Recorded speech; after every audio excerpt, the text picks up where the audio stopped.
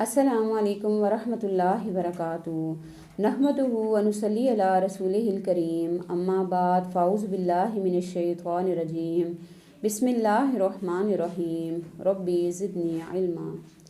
कुरान पाक अल्लाह ताला का कलाम जो अल्लाह ताला ने हज़रत जिब्राईल अलैहिस्सलाम के ज़रिए आप सल्लल्लाहु अलैहि वसल्लम के ऊपर 23 साल के अरसे में नाजिल फरमाया। कुरान पाक का इल्म दुनिया का बेहतरीन इल्म। कुरान पाक का इल्म सीखना और सिखाना दुनिया का बेहतरीन काम। जिस घर में सिखाया जाए वो दुनिया का बेहतरीन घर, ऐसा घर कि जिसके ऊपर फ़रिश्ते नाजिल होते हैं। आप सल्लल्लाहु अलैहि वसल्लम ने फरमाया कि अल्लाह ताला ने कायनात में कुछ लोग फ़रिश्तों की ये ड्यूटी लगा रखी है कि जहाँ पे भी अल्लाह और उसके रसूल का ज़िक्र हो रहा होता है तो वो ऐसी मजलिसों को ढूंढ रहे होते हैं, और जो ही उन्हें ये मजलिसें नज़र आती हैं फ़ौरन वहाँ पे आ जाते हैं और आते साथ ही उस महफ़िल को या उस घर को अपने परों से ढांप लेते हैं। सकीनत नाजिल होती है।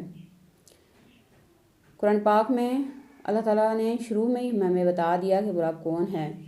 बिस्मिल्लाहिर्रहमानिर्रहीम, शुरू अल्लाह के नाम से जो नहायत मेहरबान बार बार रहम फरमाने वाला है। अल्लाह ने अपना तारुफ़ करवा दिया कि वो रब कौन है, कि जो नहायत मेहरबान है, बार बार रहम फरमाने वाला है। इतना कि इंसान से अगर गलती हो जाए वो तौबा करे और फिर से गलती हो जाए, बार बार रहम फरमाने वाला कि इंसान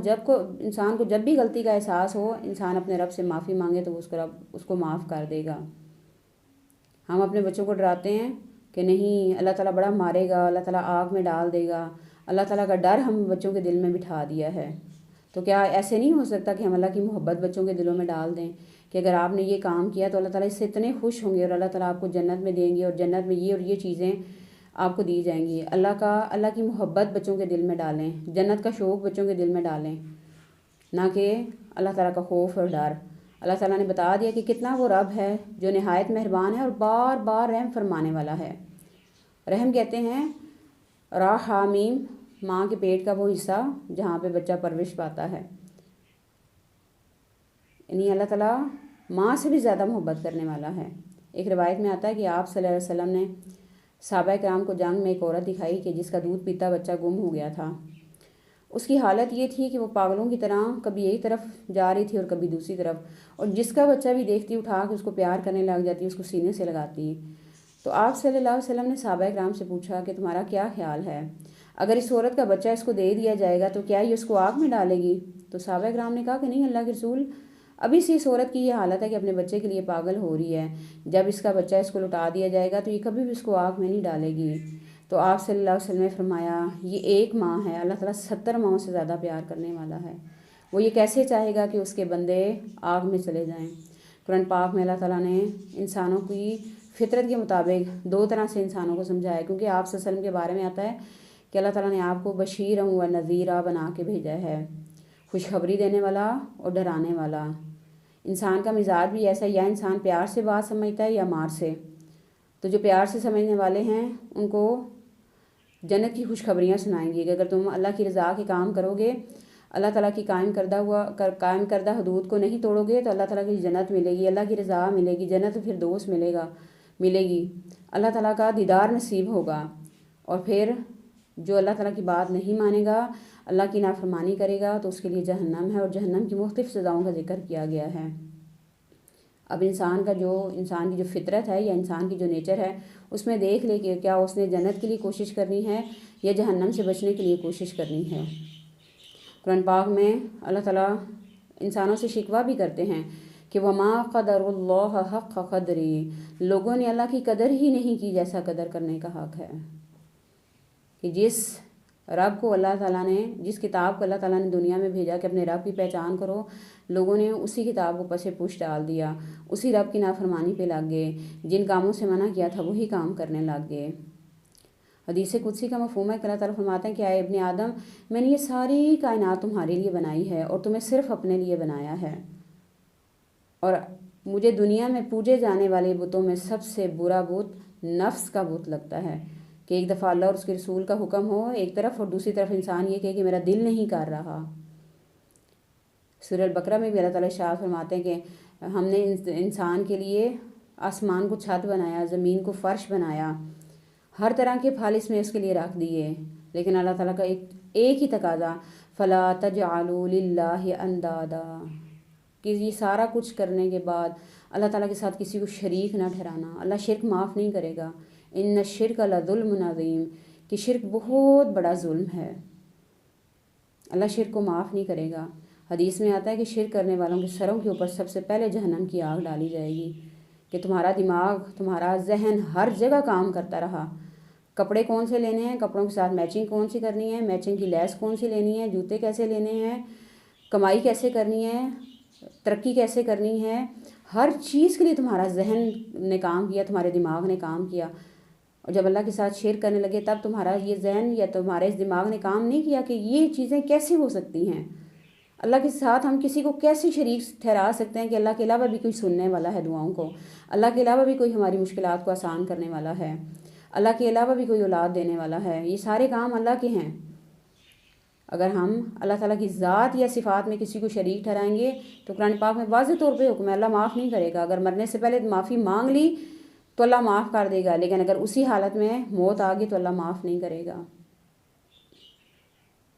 تو پھر اسی طرح باقی آیات کو بھی دیکھ لیں کہ اللہ تعالیٰ کتنی زیادہ اپنے بندوں سے محبت کرنے والے ہیں، کہ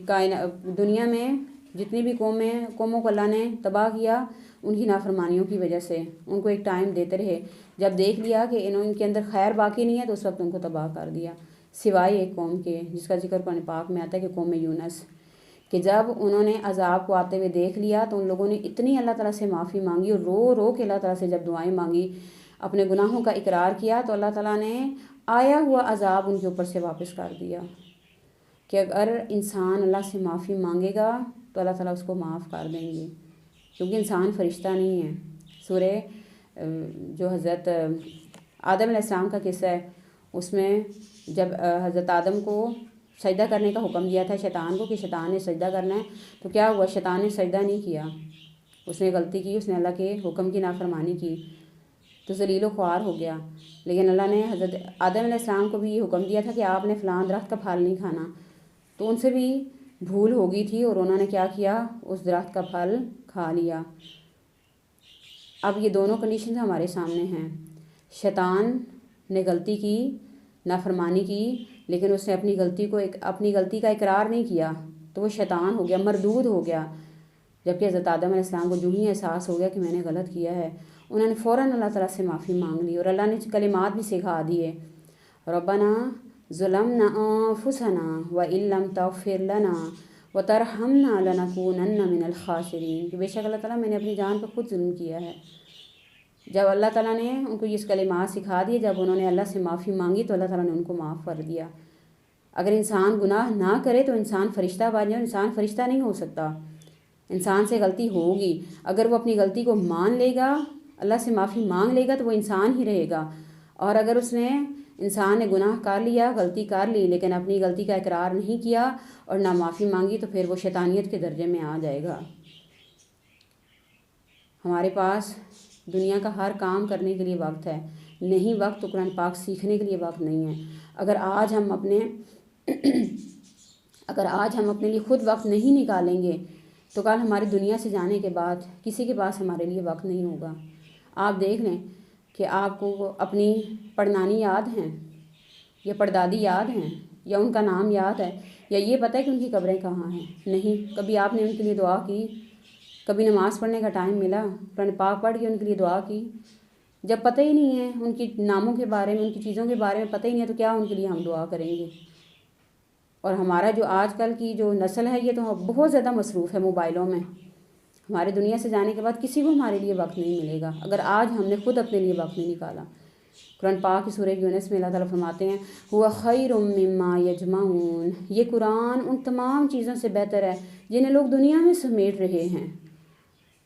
دنیا میں خواتین کا شوق کیا ہے، کیا سمیٹ رہی ہیں؟ گھر، کپڑے، جیولری، میک اپ،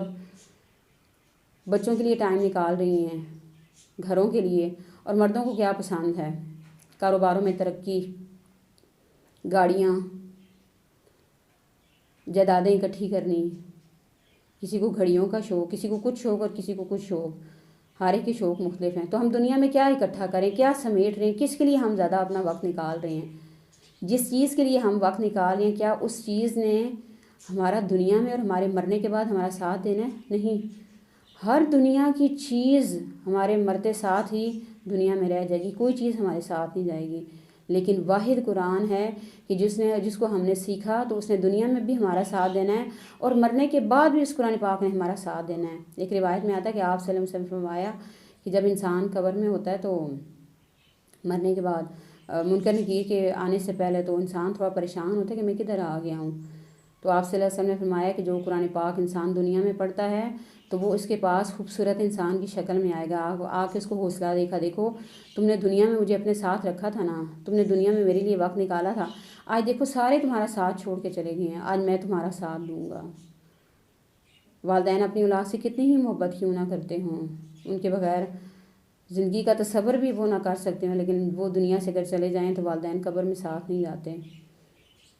خاوند بیوی اگر ایک دوسرے سے بہت زیادہ محبت کرنے والے ہیں لیکن مرتے ساتھ کوئی بھی کسی کے ساتھ قبر میں نہیں جاتا، سارے دنیا میں رہ جاتے ہیں۔ واحد جس نے ہمارا سب سے مشکل ٹائم میں وہ ٹائم کہ جب سارے ہمارا ساتھ چھوڑ کے جائیں گے اس قرآن پاک نے ہمارا ساتھ دینا ہے، تو آج سے لیے اس کے لیے ٹائم خود نکالیں، اس کو پڑھنے کے لیے بھی، اس کو سیکھنے کے لیے بھی خود ہم نے ٹائم نکالنا ہے۔ پہلے نمبر پہ آتا ہے کہ اپنی تجوید ٹھیک کریں۔ ہم نے جو قرآن پاک پڑھا ہوا ہے وہ یا تو پنجابی میں ہے یا جو بھی زبان انسان کی ہے اس میں ہم نے پڑھا ہوا ہے، لیکن قرآن پاک عربی میں نازل ہوا ہے اور اس کو عربی میں ہی پڑھا جائے گا۔ آج سائنس بھی یہ تحقیق کر کے بتا رہی ہے کہ جن لوگوں کو سانس کی بیماریاں انہیں چاہیے کہ وہ حروف تہجی کو صحیح طریقے سے پڑھیں، اور قرآن پاک میں آج سے 1400 سال پہلے بتا دیا گیا تھا کہ یہ شفا ہے دلوں کی، یہ شفا ہے انسان کے لیے، روحانی طور پہ بھی اور جسمانی طور پہ بھی۔ تو اس شفا کو ہم نے خود حاصل کرنا ہے، تجوید کے ساتھ اس کو پڑھنا ہے، اور اگر تجوید پڑھنے میں مشکل ہو رہی ہے تو آپ صلی اللہ علیہ وسلم نے فرمایا کہ جو کوئی قرآن پاک کا ایک حرف پڑھتا ہے اس کے لیے 10 نیکیاں ہیں، اور جو کوئی قرآن پاک کو پڑھتا ہے اور اس کو پڑھنے میں، تجوید میں، اس کو مخارج ادا کرنے میں مشکل ہوتی ہے تو اس کے لیے اللہ تعالیٰ نے 20 نیکیاں رکھی ہیں، ایک پڑھنے کی، اور دوسرا جو اس کو پڑھنے میں مشکل پیش آتی ہے اس کے لیے بھی اللہ نے اجر رکھا ہے۔ قرآن پاک کا ایک معجزہ یہ بھی ہے کہ اس کو ہر شخص پڑھ سکتا ہے، یعنی جس نے کبھی اسکول کا ایک حرف بھی نہیں پڑھا ہوگا تو اس کو بھی قرآن پاک پڑھنا آتا ہے، کہ اللہ تعالیٰ نے ذکر کے لیے، اللہ تعالیٰ نے قرآن پاک کو آسان کر دیا ہے، تو کوئی ہے اس سے نصیحت حاصل کرنے والا، کہ اللہ تعالیٰ نے اتنی آسانیاں پیدا کی ہیں۔ قرآن پاک دلوں پہ اثر کرنے والا ہے، اور جب دل بدلتا ہے تو انسان کی سارے اعمال خود بخود ٹھیک ہو جاتے ہیں۔ ہم اچار کا اگر نام لینا تو ہمارے منہ میں کھٹا پانی آنا شروع ہو جاتا ہے، تو یہ کیسے ہو سکتا ہے کہ ہم قرآن پاک کو پڑھیں بھی اور قرآن پاک ہمارے اوپر اثر نہ کرے؟ قرآن پاک پڑھنے اور پڑھانے والوں کے لیے اللہ نے بڑی وسیع فضیلت رکھی ہوئی ہے۔ آپ صلی اللہ علیہ وسلم نے فرمایا جو کوئی طالب علم گھر سے نکلتا ہے قرآن پاک کا علم حاصل کرنے کے لیے تو اللہ تعالیٰ اس کو جنت کے رستوں پہ چلا دیتے ہیں۔ ایک اور روایت میں آتا ہے کہ جب طالب علم گھر سے نکلتا ہے قرآن پاک کا علم حاصل کرنے کے لیے تو فرشتے اس کے پاؤں کے نیچے اپنے پر بچھا دیتے ہیں، اس کو اتنی عزت دی جاتی ہے۔ اور آپ نے فرمایا کہ دنیا میں جتنے بھی گھر ہیں ان سب گھروں میں بہترین گھر وہ ہے جس گھر میں اللہ اور اس کے رسول کا ذکر ہوتا ہے۔ اللہ تعالیٰ ان گھروں کو چن لیتا ہے جن گھروں میں اللہ تعالیٰ چاہتے ہیں کہ اللہ تعالیٰ ان کے ساتھ بھلائی کا ارادہ کریں۔ پھر اسی طرح جو قرآن پاک کا علم سکھانے والے ہیں ان کے لیے بھی اللہ نے بڑا درجہ رکھا ہے۔ آپ صلی اللہ علیہ وسلم نے فرمایا کہ جو کوئی قرآن پاک کا علم سکھانے کے لیے گھر سے نکلتا ہے تو آسمان کی مخلوق، زمین کی چیونٹیاں اور سمندر کے اندر مچھلیاں اس کی بخشش کے لیے دعا کرتی ہیں۔ اتنا بڑا اللہ نے اس کے لیے درجہ رکھا ہے۔ دنیا میں ہم کتنی ہی ڈگریاں بڑی بڑی حاصل کیوں نہ کر لیں، کتنا ہی پیسہ کیوں نہ لگا لیں، ہمارے مرنے کے بعد وہ چند کاغذ کے ٹکڑے ہی رہ جائیں گے جو کسی کو فائدہ نہیں دیں گے۔ لیکن دین کا علم، قرآن اور حدیث کا علم ایسا ہے جس نے دنیا میں بھی ہمیں فائدہ دینا ہے اور ہمارے دنیا سے جانے کے بعد بھی وہ ہمارے لیے صدقہ جاریہ ہے، یعنی صدقہ جاریہ شاگردوں کی صورت میں ہے، جس کو ہم نے سکھا دیا اس کی صورت میں ہے کہ جو کوئی اس کا علم حاصل کرے گا اور دوسروں کو سکھائے گا وہ سارا اس کے لیے صدقہ جاریہ ہوگا۔ تو قرآن پاک کا علم دنیا کا بہترین علم، قرآن پاک کا علم سیکھنے والے دنیا کے بہترین طالب علم، اور قرآن پاک کا علم سکھانے والے دنیا کے بہترین لوگ اللہ کے نزدیک۔ ہم اپنی اولادوں کو اگر ڈھیروں ڈھیر مال خرچ کر کے ان کو ان کی پڑھائی کے اوپر، دنیاوی پڑھائی کے اوپر لگا دیں گے تو ہمارے مرنے کے بعد قیامت کے دن وہ اولاد ہم سے دور بھاگ رہی ہوگی کہ ہمیں کچھ ان کو نہ دینا پڑ جائے۔ لیکن جس اولاد کو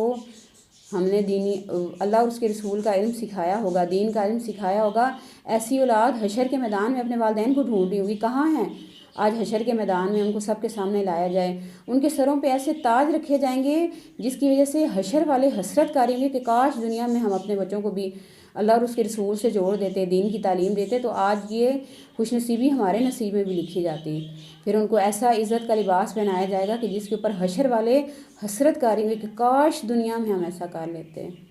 آپ نے فرمایا رش کے قابل صرف 2 ہی لوگ ہیں دنیا میں، ایک وہ شخص جس کو اللہ نے دین کا علم دیا ہے اور دن رات اس کو سکھا رہا ہے، ایسا شخص قابل رشک ہے، اور وہ شخص جس کو اللہ نے مال دیا ہے اور دن رات وہ کیا کر رہا ہے، اس کو اللہ کی راہ میں لگا رہا ہے۔ قرآن پاک کا علم کوئی معمولی علم نہیں ہے۔ اللہ تعالیٰ فرماتے ہیں میرے خاص بندے ہوتے ہیں جو قرآن پاک کا علم سکھانے والے اور سیکھنے والے ہیں۔ اللہ تعالیٰ کے خاص بندے، اللہ تعالیٰ کے چنے ہوئے بندے کہ جن سے اللہ تعالیٰ اپنے دین کا کام لیتا ہے، اور اللہ تعالیٰ ہر ایک نصیب میں لکھتا بھی نہیں ہے۔ جو اپنے آپ کو اس قابل کرتا ہے کہ واقعی اللہ میں اس قابل ہوں کہ آپ مجھ سے اپنے دین کا علم لیں، تو اللہ تعالیٰ پھر اس کو وہ جو عزت ہے وہ عطا کر دیتے ہیں۔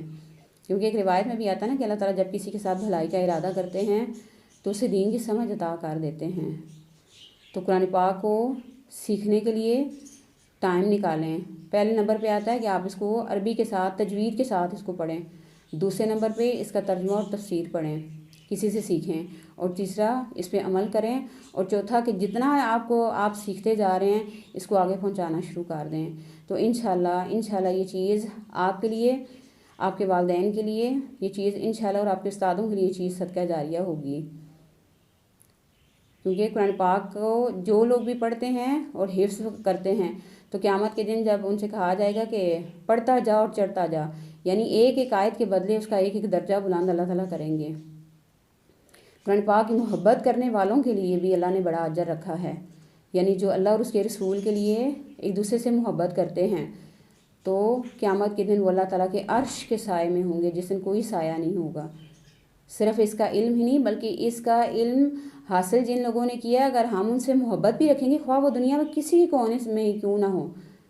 صرف اللہ اور اس کے رسول کی خاطر محبت ہوگی تو اللہ تعالیٰ ایسے لوگوں کو جو مشرق اور مغرب میں اتنا فاصلہ ہوگا تب بھی اللہ تعالیٰ کیا کریں گے، ایسے لوگوں کو اپنے عرش کے سائے میں رکھیں گے۔ تو اللہ تعالیٰ سے دعا ہے کہ اللہ تعالیٰ ہمیں بھی ان لوگوں میں شامل کر لیں کہ جن کو اللہ تعالیٰ اپنے عرش کے سائے میں رکھے گا، اور اللہ تعالیٰ ہمیں دنیا کا بہترین انسان بنا دے